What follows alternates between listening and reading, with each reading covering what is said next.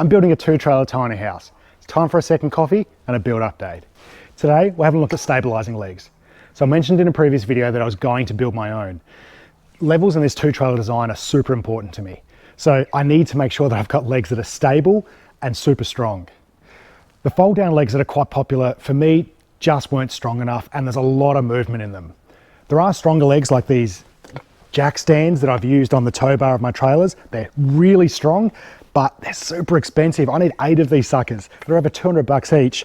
And even at that, I still need to work out a way to attach them to the trailer and be able to remove them for transport. Spent ages looking at all different kinds of legs and feet to come up with a design. And in the end, I've come up with this really simple design based on a scaffold jack. So this is a scaffold jack that's used to adjust the level of scaffolding. It's got a 34mm lead screw and then an adjustment at the bottom here for adjusting height. I've sleeved inside some 50mm SHS with a 3mm wall so it's nice and strong. I then used some scaffold tubing at the bottom here to create a bushing up against my adjustment nut. Then to stop any slop or any noise, I've sleeved inside some PVC pressure pipe, which makes it nice and snug and I don't get any tapping noises. Attaching these legs is super simple. All I need to do is to get the leg, swing it up underneath here, slip it onto this top receiving piece, push it against the bottom rail, slide it back and forth until the pin finds the hole in the bottom rail, and then slide it up. I then put in my locking pin, which performs no function other than stopping the leg falling off when the adjustment nut isn't wound up. Then I spin up my nut, I adjust my leg, boom, stable. So because these legs are attached to 2 places directly to the chassis rail, the weight that I'm taking on these legs is transferred straight through to this rail that runs full length of the tiny house, making sure I'm supporting my tiny house well. The best bit is because they're attached at 2 different points, these things, without any weight on them even, are rock solid and don't move at all. The 34mm lead screw inside and this 50x50 3mm SHS, if I bend these legs, I'm having way too much fun inside the tiny house. I've made sure that I've built adjustment into these legs. The height that you see them at now is pretty much neutral. So there's 100mm that the leg can still go in if the ground level is too high, and the leg can safely extend down 200mm and still be stable and secure. But I can hear the screams, "Phil, but what do you do when you're transporting? You don't have to carry around 8 legs." I'm glad you asked, random viewer, because I created a place to store them as well. So to store the leg, all I need to do is to remove the leg. Then the next bay, I have pins where the feet slot into, and then I slide my locking pin up into this lug and lock it in place with my adjustment nut. I then have a carabiner on a lanyard that will hook onto this adjustment nut to stop it coming undone.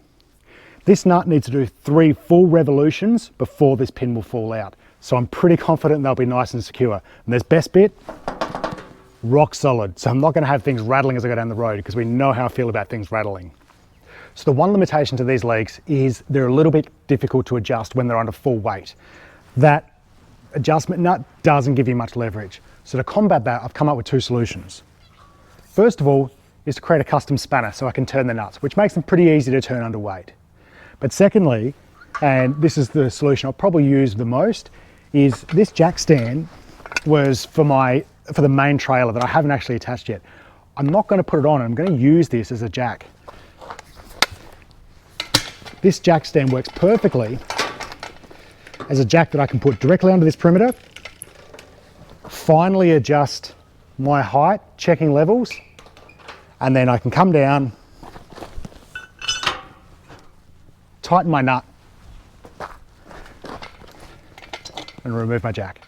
So I've already set up the stabilizing legs on my trailers and leveled them up. It actually only took me about 20 minutes to get these level, which I was quite impressed with. The nut on each leg gave me fine adjustments so I could adjust it. I ran around with the spirit level and my jack adjusting it, and then the spanner to finally adjust the nuts to get it nice and level. So next steps, as you can see, I've got the crane out and I've been doing some lifting. I've had to lift off this main structure here so I could weld some gussets onto the bottom. I've got to fine tune how those swinging walls are going to work between the 2 trailers now that I have them leveled up and set in place. And then I can fix that main structure there permanently to the main trailer. Once I've done that, I need to finish off how the floor is going to work between these 2 trailers. Good Lord, like that floor, when you see it, is going to be underwhelming how it works, but the complexity of getting that to work properly was a bloody nightmare. Hopefully I can finish that off soon and get a video to you.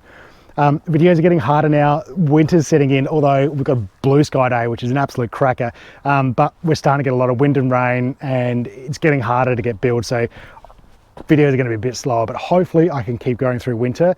After we've got that last bit of join done, we actually maybe move on to putting down a floor and putting up some walls. So stay tuned. I've got a heap of work to do and I've got to make the most of this sun. Go build cool stuff. I'll see you soon.